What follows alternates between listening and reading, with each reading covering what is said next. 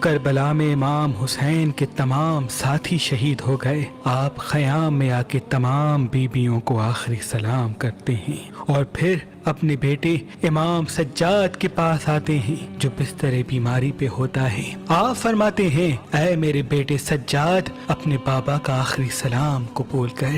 امام سجاد جیسے ہی امام حسین کو دیکھتے ہیں کہ آپ کے چہرے پہ علی اصغر کا خون لگا ہے اور نہ ساتھ عباس ہے نہ اکبر، تو آپ کہتے ہیں بابا مجھے بھی اجازت دیں کہ میں میدان میں جا کے شہادت کا جام پی سکوں۔ امام حسین فرماتے ہیں اے سجاد، تمہارا امتحان اتنا آسان نہیں، ہمیں شہید ہو لینے دو، اس کے بعد تمہیں اپنی بہنوں اور ماؤں کے ساتھ قیدی ہو کے شام تک جانا ہے اور قدم قدم پہ اپنے خطبوں سے سوئے ہوئے مسلمانوں کو بیدار کرنا ہے۔ بس امام حسین میدان میں آتے ہیں اور یہ آواز دیتے ہیں اے میرے نانا کی امت، میں تمہارے رسول کا نواسا حسین ہوں، میں وہ ہوں جس کے بیٹوں کو تم نے مار دیا، میں وہ ہوں جن کے بھائیوں کو تم نے قتل کر دیا۔ اے ظالموں، بتاؤ میں نے تمہارا کیا بگاڑا ہے؟ فوج یزید ہنس ہنس کے کہتی ہے کہ اے حسین، یہ سب ہم تیرے باپ علی کے بغض میں کر رہے ہیں۔ بس اتنے میں عمر بن سعد کہتا ہے اب حسین کی بات نہ سنو، حملہ کرو۔ تاریخ نے لکھا امام حسین پر حملہ کرنے کے لیے فوج یزید کے 700 بڑے بڑے بہادر سیدھی طرف سے اور 700 بہادر الٹی طرف سے امام حسین پہ حملہ کرتے ہیں۔ علی کا شیر ایک ہی وار سے ان سب کو فنار کر دیتا ہے۔ اس کے بعد 2000 کا لشکر امام حسین کے مد مقابل آتا ہے۔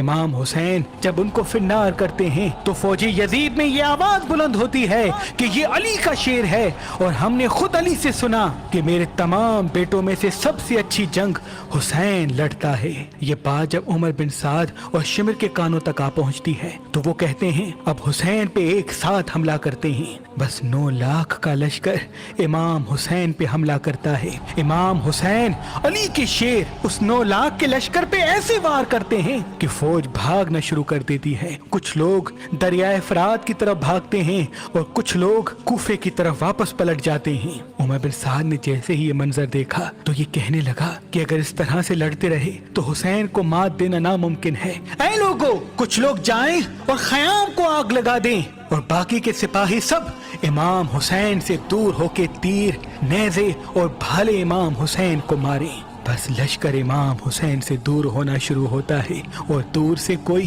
امام حسین کو تیر مارتا ہے، کوئی نیزے مارتا ہے، کوئی تلوار پھینکتا ہے۔ جس کے پاس مارنے کے لیے کچھ نہیں ہوتا وہ کربلا کی زمین سے پتھر اٹھا کے امام حسین کی طرف پھینکتا ہے، اور وہاں کچھ ظالم خیام کو آگ لگا دیتے ہیں۔ بیبیوں کی آوازیں بلند ہوتی ہیں، نواسائے رسول کبھی خیام کی طرف جاتے ہیں، کبھی میدان کی طرف آتے ہیں۔ تاریخ نے لکھا امام حسین کے جسم پر اتنے زخم لگنے لگے کہ آپ کا جسم نظر نہیں آتا، اتنی دیر میں آواز غیب آتی ہے اے حسین، تیرا اللہ تجھ سے راضی ہو گیا۔ امام حسین اپنی تلوار کو روک لیتے ہیں اور اتنے میں ایک ظالم امام حسین کی کمر میں ایسا نیزہ مارتا ہے کہ آپ گھوڑے کی زین سے زمین کی طرف آتے ہیں۔ تاریخ نے لکھا آپ کے جسم پر تیر زیادہ ہونے کی وجہ سے نہ آپ گھوڑے کی زین پہ تھے نہ آپ زمین پہ تھے، آپ تیروں کے مسلح پہ اللہ کی عبادت میں مصروف ہیں اور بار بار اللہ کا شکر کر رہے ہیں کہ اے اللہ تیرا شکر ہے کہ تو نے محمد کے اس نواسے کو اس عظیم امتحان کے لیے چنا۔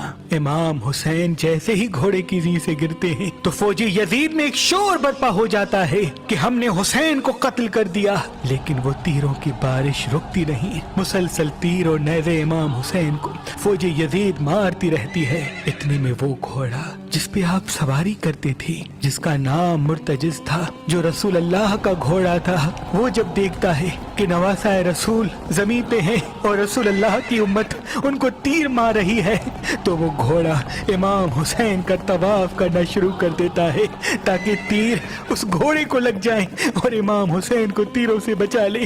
یہ منظر جیسے ہی عمر بن سعد نے دیکھا تو وہ زور سے کہتا ہے کہ تیروں کو روکو، ارے تمہیں معلوم نہیں یہ وہی گھوڑا ہے جس پہ اللہ کے رسول سواری کرتے تھے۔ ایسا نہ ہو کہ اس گھوڑے کو تیر لگے اور اللہ کے رسول ہم سے ناراض ہو جائے۔